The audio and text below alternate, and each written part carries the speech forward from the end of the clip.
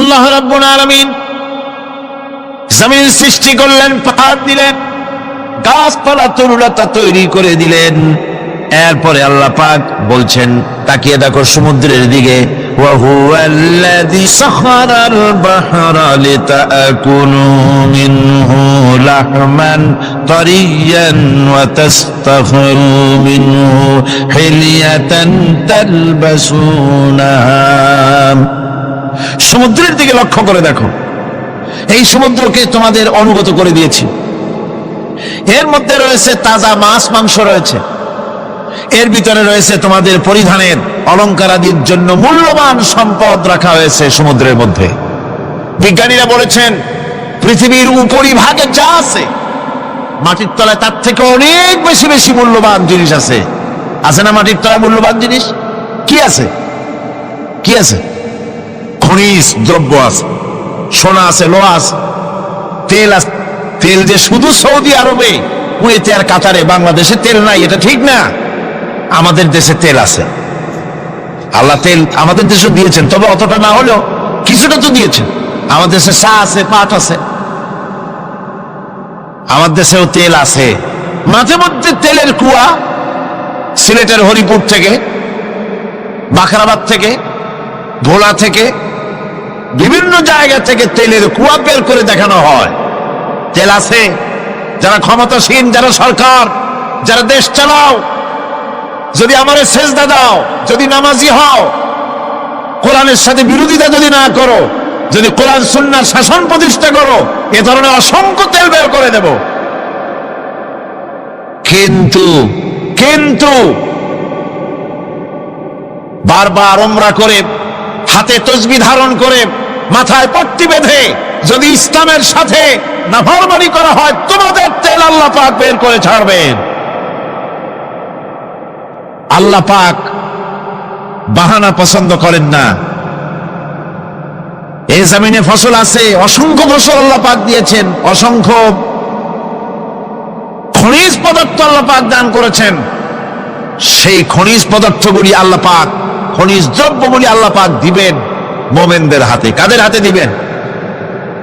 আল্লাহ পাক বলেছেন, ওয়ালাউ আন্না আহলাল কুরা আমানু ওয়াত্তাকাউ লাফাতাহনা আলাইহিম বারাকাতিন মিনাস সামাই ওয়াল আরদ। দেশের লোকেরা, জনপদের লোকেরা যদি আমার উপর ঈমান আনে আর আমাকে ভয় করার নীতি যদি অবলম্বন করে চলে, তাহলে ওই দেশের মানুষের জন্য আকাশ আর জমিনের সব বরকতের দরজা আমি আল্লাহ খুলে দেব।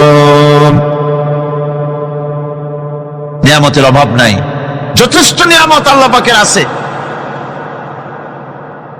তাহলে বললাম, এই পৃথিবীর উপরিভাগে যত নিয়ামত আছে, পৃথিবীর ভেতরে এর থেকে কম নাই। কত ভিতরে? এই ভিতরে যাওয়ার জন্য একবার একটা চেষ্টা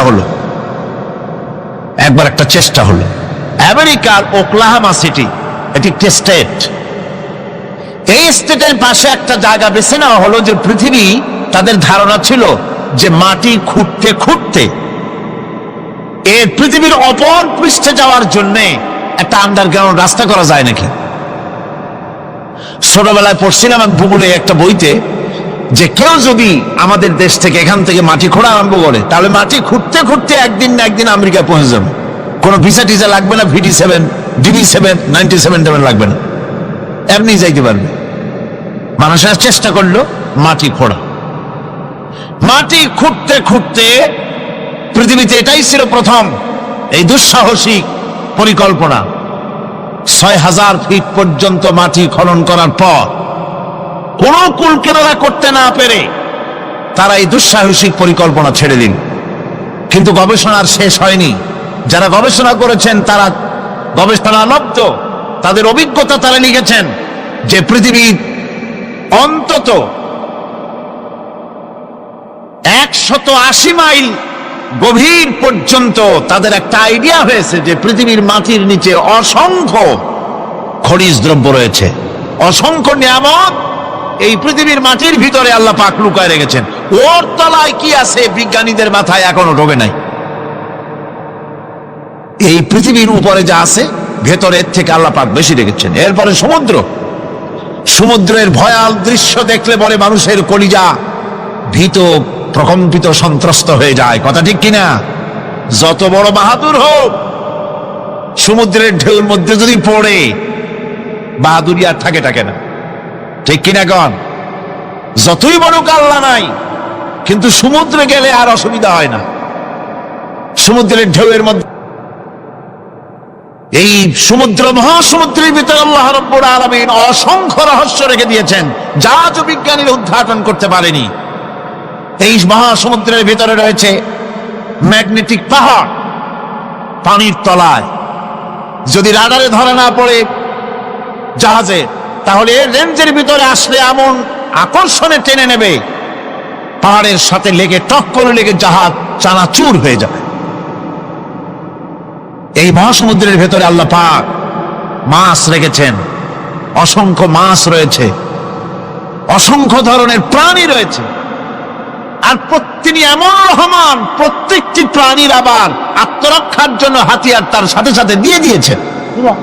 এক প্রকারের মাছ আমি নিজে দেখেছি সি ওয়ার্ল্ডে গিয়ে, এক প্রকারের মাছ আছে, সে যদি আক্রান্ত হয় তাহলে তার পেছনের দরজা থেকে এক প্রকারের লাভা, এক প্রকারের আটা জাতীয় জিনিস ছেড়ে দেয়, ওইটা পানি তড়িৎ গতিতে, আর পানি আশেপাশে পানিগুলি ইলেকট্রিফাইড হয়ে যায়। যে তাকে আক্রমণ করতে আসছে ইলেকট্রিক শক খেয়ে পালানো ছাড়ার পথ থাকে না।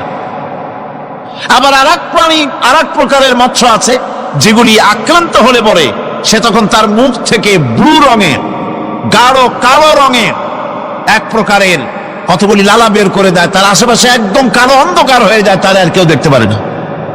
এভাবে করে প্রত্যেককেই আত্মরক্ষার জন্য আল্লাহ পাক হাতিয়ার দিয়ে দিয়েছেন। সুবহানাল্লাহ ওয়া বিহামদিহি। সেই সমুদ্রের ভেতরে এই ধরনের মৎস্যরাজি, বিরাট বিরাট প্রকাণ্ড প্রকাণ্ড প্রাণী আল্লাহ পাক সেখানে রেখেছেন। এরপরে এই সমুদ্রের মধ্যে রয়েছে মণিমুক্তা। আল্লাহ পাক বলছেন তোমরা পোশাক তৈরি করবে, তোমাদের স্ত্রীদের জন্য অলংকার আদি তৈরি করবে, সেজন্য ওর ভিতরে মণিমুক্তা মহামূল্যবান জিনিস এই সমুদ্রের ভেতরে আমি দিয়ে রেখেছি। আপন কুদরতে, আপন মেহেরবানিতে, কেউ আমার কাছে চায় নাই, আমি নিজের থেকে তোমাদের সমস্ত প্রয়োজন মিটিয়েছি, যা লাগবে সব জোগাড় করে দিয়েছি। এখন দেখুন আল্লাহ রাব্বুল আলামিন তার রহমতের নমুনা প্রাণী জগতের দিকে লক্ষ্য করে দেখেন। আল্লাহ রাব্বুল আলামিন সমস্ত প্রাণী জগৎ, দুনিয়ায় মানুষ বাদে যত প্রাণী আছে সমস্ত প্রাণীর দিকে তাকান। মানুষের কথা তো গতকাল বলেছি, সমস্ত প্রাণীগুলিকে আল্লাহ রাব্বুল আলামিন তাদের সাথে তাদের সমস্ত জিনিস দিয়ে দিয়েছেন। এর মধ্যে কোনোটাকে আল্লাহ পাক বোঝা বহন করার জন্য কোন প্রাণীকে তৈরি করেছেন, আবার মানুষের জন্য, জিহাদের জন্য, যুদ্ধ করার জন্য কোন প্রাণী তৈরি করেছেন, চাষাবাদ করার জন্য প্রাণী তৈরি করে দিয়েছেন। কোরআন বলছে ওয়াল-আনআমা খালাকাহা লাকুম ফিহা দিফকুন ওয়া মানাফিউ ওয়া মিনহা তাআকুলুন। তিনি বিভিন্ন ধরনের জীব পয়দা করেছেন, যার থেকে তোমাদের শীতের পোশাক এবং অন্যান্য কল্যাণকর কাজ যেন তোমরা করতে পারো, সেজন্য পশুর গায়ে যে পশম দেওয়া হয়েছে, এতে পশুরও কাজ হয়। আবার এই পশমগুলি গ্রীষ্মকালে কেটে নিয়ে তাই দিয়ে মানুষের শীতবস্ত্র তৈরি করা হচ্ছে। আপনার গায়ের, আপনার গলার মাফলার, আপনার সোয়েটার, আপনার চাদর, আপনার কম্বল, এগুলি আল্লাহ পাক তৈরি করার জন্য দুনিয়ার যত প্রাণী তৈরি করেছেন, প্রাণীগুলির গায়ে, চতুষ্পদ জন্তুর গায়ে পশম দিয়ে, সেগুলি দিয়ে এগুলি তৈরি করার ব্যবস্থা করেছে। আবার আল্লাহ রাব্বুল আলামিন বলেন ওয়ালাকুম ফিহা জামালুন হিনা তুরিহুনা ওয়া হিনা তাসরাহুন। যখন সেগুলি মাঠে সকাল বেলায় চড়তে নামে, আবার বিকেল বেলায় যখন পালবদ্ধ হয়ে বিকেল বেলায় যখন ঘরে ফেরে, তখন দেখার এক সৌন্দর্য এমন হয় যা সত্যি উপভোগ্য। লক্ষ্য করে দেখবেন, এগুলি শহরে কম দেখা যায়, গ্রাম্য অঞ্চলে মাঝে মধ্যে যাবেন, গ্রামের লোকই আপনারা অধিকাংশ এখানে আছেন, আপনারা দেখবেন সকাল বেলায় যখন পালে পালে গরু ছাগল মহিষ ইত্যাদি যেতে থাকে, সকাল বেলায় সূর্য যখন উঠে সেই সময় যখন এগুলি যেতে থাকে তখন তার দেখার একটা দৃশ্য দারুণ লাগে। আবার যখন সন্ধ্যা বেলায় গোধূলি লগ্নে যখন সূর্য লাল হয়ে পশ্চিম দিগন্তে অস্তমিত হতে যায় তখন শত শত গরু ভেড়া ছাগল পাল ধরে মাঠের মধ্য দিয়ে যখন বাড়ির দিকে রওনা করে, আল্লাহ পাক বলেন এই দৃশ্য অত্যন্ত উপভোগ্য। যারা সত্যি এগুলি দেখে উপভোগ করে তারা বুঝতে পারে যে আল্লাহ পাকের নিয়ামত সব দিকেই আল্লাহ পাক এভাবে ছড়িয়ে রেখেছে। এভাবে করে ওয়াতাহমিলু আসমালাকুম ইলা বালাদিন লাম তাকুনু বালিগিহিম ইল্লা বিশাক্কিল আনফুস। আল্লাহ পাক বলেন এভাবে করে আমি জন্তু জীব তৈরি করেছি যারা তোমাদের বোঝাগুলি এক শহর থেকে আর এক শহরে, এক গ্রাম থেকে আর এক গ্রামে বোঝাগুলি বহন করে নিয়ে যায়। এভাবে আমি যদি চতুষ্পদ জন্তু তৈরি না করতাম, তোমরা নিজেরা ঘাড়ে করে পিঠে করে এ বোঝাগুলি বহন করা বড়ই কষ্টসাধ্য হয়ে যেত। উটের পিঠে করে, গাধার পিঠে করে, গরু গাড়ি বানায়া হাতির পিঠে করে, কত বিরাট বিরাট বোঝা, টনকে টন বোঝা এভাবে পশু দিয়ে টেনে নেওয়া হয়। আল্লাহ পাক বলছেন এগুলি আমার রহমত। এরপরে এই পশুর ভিতরে হালাল গোশত তৈরি করে তোমার খাবারের ব্যবস্থা করেছি। ওয়া ইন্না লাকুম ফিল আনআমি লাইবরা نسقيكم مما في بطونه من بين فرث ودم لبنا خالصا سائغا للشاربين। তোমাদের চতুষ্পদ জন্তুর মধ্যে দেখবে বুদ্ধিমান দূরদৃষ্টি সম্পর্ক লোক যারা, তাদের জন্য আমি এর মধ্যে নিদর্শন রেখেছি। তোমাদের দুগ্ধবতী গাভীগুলি যার দ্বারা তোমরা দুধ পাও, এগুলি জমিনের ঘাস খেলো, খড় খেলো, আর এর দ্বারা রক্ত তৈরি হলো, পায়খানা তৈরি হলো, পেশাব তৈরি হলো, পাশাপাশি রাস্তা দিয়ে পরিষ্কার সুস্বাদু দুধ আমি আল্লাহ রাব্বুল আলামিন তোমাদের জন্য দান করেছি। এত নিয়ামত আল্লাহ পাক দিলেন, আল্লাহ পাকের বিনিময় কিছুই চান নাই। কিছু চাইছেন নাকি? বলেন কিছু চাইছেন? কিছুই চান না। দেখেন এই যে ঠান্ডা মৌসুম চলছে, এখন কি মৌসুম? শীতের মৌসুম। এই পৃথিবীটাকে আমরা আমাদের একটা রুমকে যদি ঠান্ডা করতে চাই তাহলে আমরা কি লাগাই? রুমে এসি লাগাই। প্রত্যেক মাসে বিল দেওয়া লাগে না লাগে না? বিল দিতে হয়। একটা রুম এসি দিয়ে ঠান্ডা করতে প্রত্যেক মাসে 500, 1000, 2000, 2500 রুম হিসাবে এর ভাড়া দেওয়া লাগে, এর চার্জ দিতে হয়। এত বড় বিশ্বটা আল্লাহ পাক ঠান্ডা করে ফেলেছেন। কত বড় এসি প্লান্ট আল্লাহ পাকের, সুবহানাল্লাহ। কত বড় এসি আল্লাহ ছেড়ে দিয়েছেন। এখন ঠান্ডায় মানুষ, এখানে তো মানুষে গরম লাগে, সেই গরমে আপনারা আরাম পাচ্ছেন, যে গায়ের জামা টামা খুলে বেড়াইছে, ঠিক কিনা? মানুষের গরমও একটা গরম। তাহলে আল্লাহ রাব্বুল আলামিন এই যে ঠান্ডাটা দিলেন, মজার মৌসুম দিলেন, এই ঠান্ডার জন্য আমাদের কাছে কোনো বিল পাঠান নাই ফেরেশতার মাধ্যমে। শীতকালকে পরে ফেরেশতারা কি বিল নিয়ে আসছে নাকি যে শীতের মৌসুমে যে ঠান্ডা উপভোগ করেছো এটার জন্য বিল দিতে হবে? এবার দেখেন সূর্যের তাপ, সারা পৃথিবীতে যত উত্তাপ আছে, ভালো করে বোঝেন, সারা পৃথিবীতে পেট্রোল জ্বালায় আগুন তৈরি করে, ডিজেল জ্বালায় আগুন তৈরি করেন, কাঠ জ্বালায় আগুন তৈরি করে।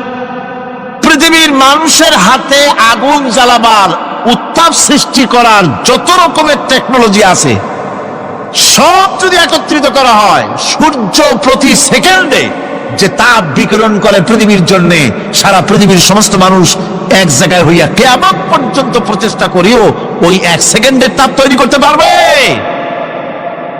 পারবে না। শুধু আল্লাহ রাব্বুল আলামিন তিনি বিরাট নিয়ামত রেখেছেন সব জিনিসের মধ্যে। এই নিয়ামতগুলি বুঝবে, এগুলি বুঝতে হবে। এই জন্য আল্লাহ রাব্বুল আলামিনের নবী বলেছেন, আল্লাহর সৃষ্টি জগতের উপরে, তার সৃষ্টি নৈপুণ্যতার উপরে কেউ যদি গবেষণা করে, চিন্তা করে, একটা ঘন্টা, আল্লাহ পাক তার আমলনামায় 60 বছরের নফল ইবাদতের সওয়াব লিখে দিবেন। সোজা কথা। চিন্তা করতে হবে, গবেষণা করতে হবে, আল্লাহ পাক কি নিয়ামত দিয়েছেন। ওয়ামা বিকুম মিন নি'মাতিন ফামিনাল্লাহ। যত নিয়ামত আমরা পেয়েছি সব কার কাছ থেকে? জোরে সোরে চিল্লা এখন, কার কাছ থেকে? সমস্ত নিয়ামত এসেছে আল্লাহ পাকের কাছে থেকে।